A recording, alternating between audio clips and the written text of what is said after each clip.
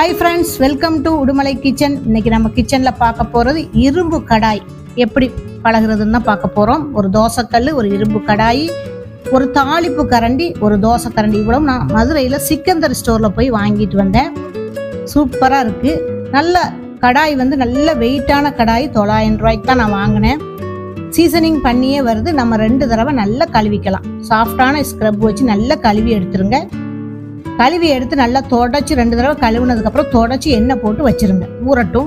நம்ம மறுநாளைக்கு தான் அது எப்படி பழகிறதுன்னு பார்க்கலாம். அதே மாதிரி 13 இன்ச்சு தோசைக்கல் 770 ரூபா தான். நல்லா தேய்ச்சி கழுவிடுங்க. சீசனிங் பண்ணதுனால அவ்வளோ கரையெல்லாம் இல்லை, இருந்தாலுமே துருளாக இல்லை, இருந்தாலுமே நம்ம ஒரு தடவை 2 தடவை கழுவிக்கணும். அதே மாதிரியே நல்லா கழுவி தொடச்சிட்டு எண்ணெய் போட்டு நீங்கள் வச்சுருங்க. நைட்டு ஃபுல்லாக அப்படியே ஊறட்டும். அதே மாதிரியே தாளிப்பு கரண்டி ஒன்று வாங்கினேன். ஏதாவது தாளித்து கொட்டிக்கலாம் அப்படின்னு சொல்லி தாளிப்பு கரண்டியும் 100 ரூபான்னு வாங்கினேன். அதுவுமே நல்லா இருந்தது, அதுவும் கழுவிக்கலாம். அதே மாதிரியே கரண்டி ஒன்று, தோசை கரண்டி ஒன்று 50 ரூபாய்க்கு தான் வாங்கினேன். நீங்கள் வேணுன்னா கொரியர் மூலம் கூட வாங்கிக்கலாம். 1 கிலோவுக்கு 20 ரூபான்னு சொன்னாங்க. அடுத்த வீடியோவில் பார்க்கலாம்.